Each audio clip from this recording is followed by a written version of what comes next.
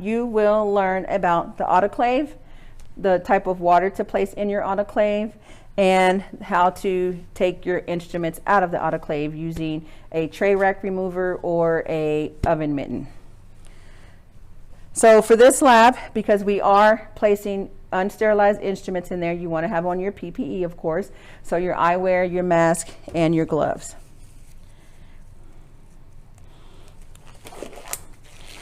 So I have my oven mitten, I have my bottle of distilled water, and then I have my mid-mark autoclave. Okay, so when I come from the clean side, I've just bagged my instruments and I am ready to place them in the autoclave to be sterilized. I want to be very mindful of touching the autoclave with contaminated gloves on. So if I just want to be extra sure and careful, I will just change out my gloves. So from the gloves that I used to clean with, I would put on a new pair, and then I could place the instruments into the autoclave on the racks. First thing you want to make sure, check your water level. Red means it's not enough water in the autoclave to complete the cycle. Green means that we have enough water in the autoclave to complete the cycle. Once we hit start, the autoclave will pull water from the chamber, fill it up, and then under 15 pounds of pressure, it will convert it into steam. And that is how the instruments will become sterilized.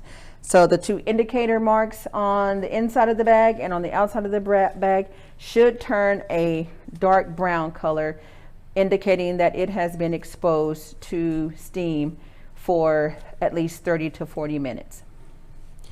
So here's my water, and it does say distilled. You will never put water from the sink in here or water that has just been filtered. Either one of those two can cause the elements inside to corrode and develop rust, and then your autoclave will not work appropriately. So let's talk about the buttons on our autoclave. So we have our start button, stop button in case you need to stop it for whatever reason, and then we have our codes that we're going to use. So we have hand pieces, packs, pouches, and unwrapped. So unwrapped just means we have an instrument in here and it's not wrapped.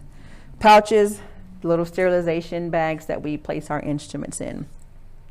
Packs would be used more for surgical. They use a different type of material called CSR wrap. So that definitely needs more time to sterilize. And hand pieces. Hand pieces do not need as much time to sterilize, so the time on that would be different. The time on all four of those are different. So you just need to make sure that you are selecting the right button for what you are placing in your autoclave. Okay, so now let's talk about our racks.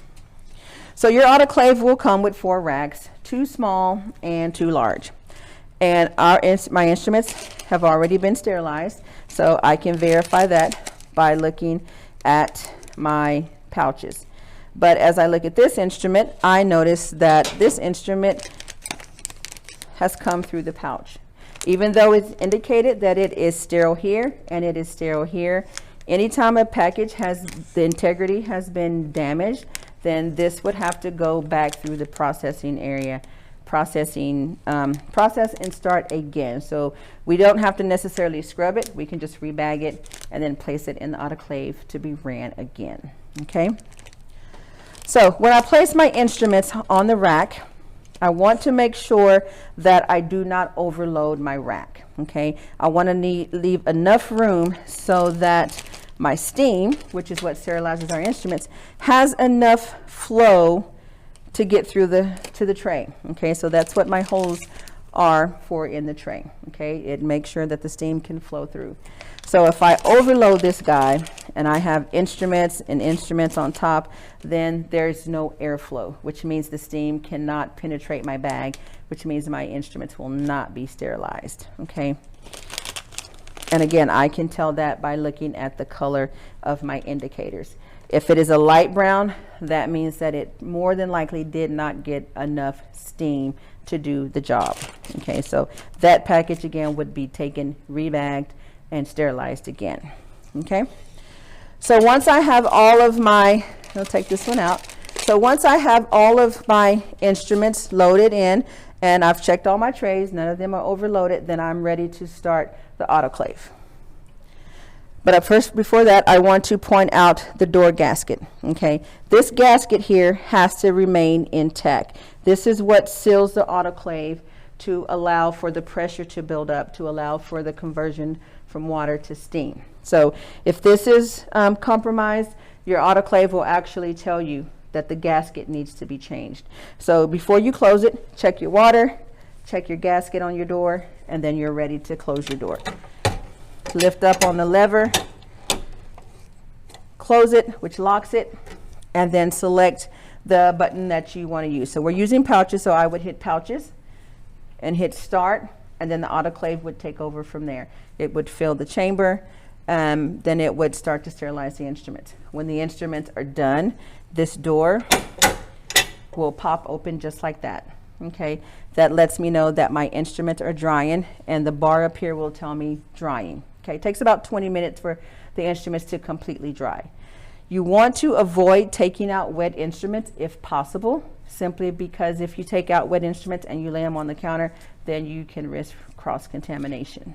Okay, so once the door opens, you want to be very mindful not to reach over the steam, okay, because if you reach over the steam, you can end up with a pretty severe burn. Okay, so never reach over the steam as soon as the door opens.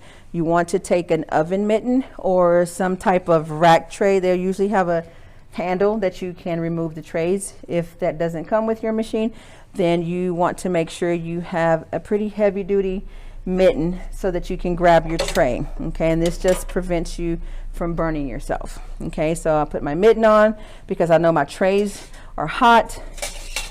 I would take my tray out and then place my instruments on the side until they're put away. Okay, so that is how you work your autoclave, and thank you.